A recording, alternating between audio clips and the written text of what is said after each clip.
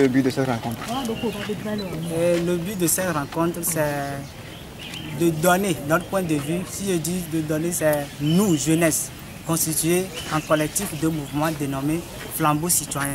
C'est un collectif de mouvement de jeunes étudiants et élèves qui veulent, après une réflexion sur la situation sociopolitique actuelle, notamment sur les débats de réformes constitutionnelles et institutionnelles, veut se prononcer par rapport à cette question. Pensez-vous à une possible réforme avant les élections? Si, nous pensons toujours à une opération ou bien à une opérationnalisation, à l'adoption des réformes avant l'élection.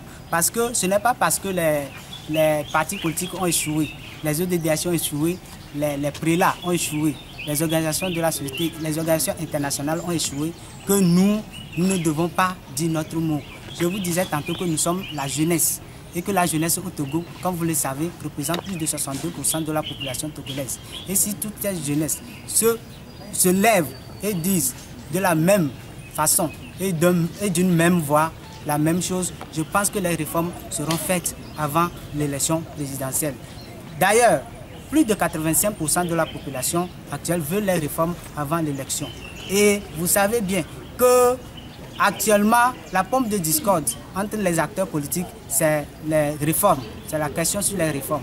Et que cette question risque de compromettre encore l'avenir de la jeunesse, déjà suffisamment éprouvée par plus de 20 années de crise sociopolitique dans notre pays. Alors, quelles sont les associations qui constituent Flambeau des citoyens? Les associations qui constituent Flambeau Citoyen sont nombreuses, je dirais. On a plus de 20 associations qui constituent Flambeau Citoyen. Et notamment, je voudrais citer quelques mouvements et associations. Nous citons par exemple le RSA, L'arbre c'est la vie. L'arbre c'est la vie, qui est un mouvement ou association de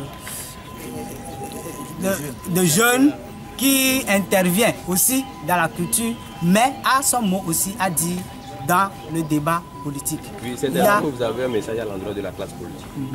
À l'endroit de la classe politique, c'est leur dire de s'entendre pour opérer les réformes avant toute élection. Parce que nous voyons que les tensions actuelles ou la période post-électorale sera conséquente de la période préélectorale actuelle. Actuellement, il y a une tension politique actuellement qui règne dans le pays. Il y a une mésentente profonde entre les acteurs politiques actuellement dans le pays. Donc nous demandons tout simplement que ces acteurs politiques s'entendent et opèrent les réformes pour ne pas encore compromettre la jeunesse, pour ne pas compromettre l'avenir de cette jeunesse. En 2005, pour exemple, il y a eu, selon les observateurs, plus de 500 morts et plus de 1000 selon certains. Et vous n'êtes pas sans savoir que la première ou la principale victime, c'est la jeunesse. Nous ne voulons plus ça au Togo. Comme l'a dit le chef de l'État lui-même, nous ne voulons plus jamais ça au Togo. Nous ne pouvons plus nous renouer avec les vieux démons comme lui-même il a dit. Donc il n'est pas question qu'on puisse nous conduire encore dans une mascarade électorale. Nous, jeunesse, nous disons non et nous sommes levés désormais debout pour dire non à cette mascarade électorale et nous allons agir pour obtenir les réformes avant toute élection. Une dernière question, on dit souvent que l'école est un milieu apolitique. Vous êtes président d'une association estudiantine. Vous maintenez votre place de président là-bas? Bon, maintenir notre place, c'est quoi? Nous sommes avant tout un citoyen togolais. Citoyen togolais avant d'être étudiant ou élève. Ça voudra dire que nous, étudiants et jeunes, est-ce que nous avons un intérêt dans le débat politique actuel? Oui. Si vous voyez actuellement dans les secteurs, ou bien dans le secteur éducationnel, vous voyez qu'il y a une crise sociale. Mais nous disons que les réformes sont plus sociales que politiques. Donc je ne vois pas pourquoi nous sommes des jeunes. Et notre association ne regroupe pas seulement les étudiants et élèves. Majoritairement, c'est les étudiants et élèves, mais il y a d'autres couches de la jeunesse qui participent à nos actions. Pourquoi il n'y a pas le maître avec vous? Ne pas le mettre, je ne vois pas pourquoi vous posez le problème du mettre. Nous parlons de la jeunesse, nous parlons de la jeunesse togolaise. Nous ne parlons pas d'un individu ou d'un mouvement. Alors dans vos explications, là, il faut que la jeunesse fasse pression. Est-ce que la mobilisation se fera seulement qu'à Lomé? Non, la mobilisation ne sera pas à Lomé.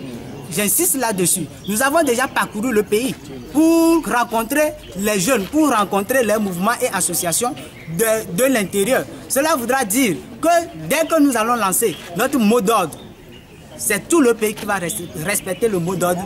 C'est tout le pays qui va exécuter notre mot d'ordre. Donc, les mouvements ou notre action ne s'arrêtera pas seulement à Lomé. C'est quoi vos moyens d'action? C'est quoi vos mots d'ordre? Ça veut dire quoi? Ce sont les marches, c'est quoi au juste? Non, nous disons que nous n'allons pas tout de suite dévoiler nos stratégies. Nous n'allons pas dévoiler nos stratégies. Le moment venu, vous saurez quels moyens disposons-nous pour faire pression sur les acteurs politiques à opérer les réformes. Merci, monsieur. Merci.